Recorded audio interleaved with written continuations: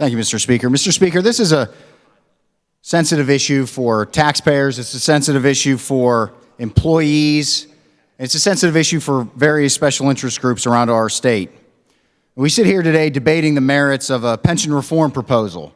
For those who support that reform proposal, we talk about fixing a broken system. For those who oppose the reforms to that pension proposal, they cite that the system isn't broken, and even if it is, it wasn't the public sector employees that broke the system.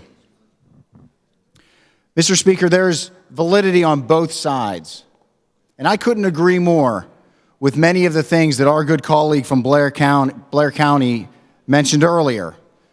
We would all like to go the distance. We would all like to see every problem in every aspect of everyone's lives resolved as far as we can.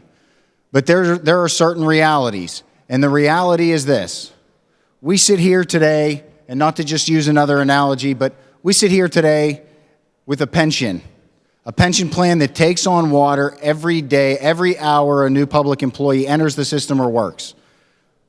And as that plan takes on water, we're left with two options. We can bail water out, or we can plug the hole. And Mr. Speaker, if we choose to just try to bail the water out, we'll sink. If we choose to just plug the hole and not address the unfunded liability, the water that's in the boat, we sink.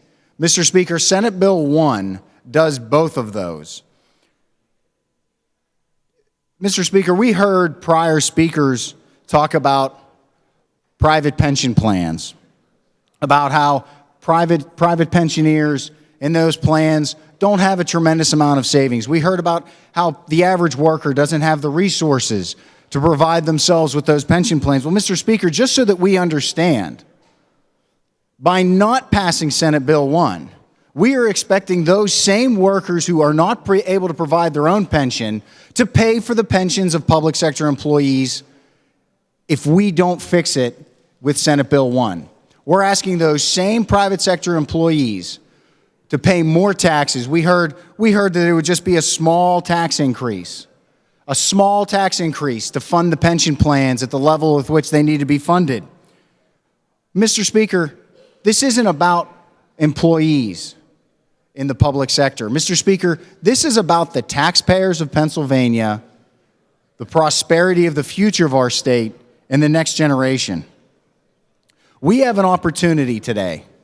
We have an opportunity to stand with our constituents, to stand with the people who pay the taxes in Pennsylvania and say, look, we're not going to sit here and mire in the problems of the past. We're going to move forward, we're going to address them, and we're going to make Pennsylvania a more sustainable place for our children and our grandchildren. Thank you, Mr. Speaker.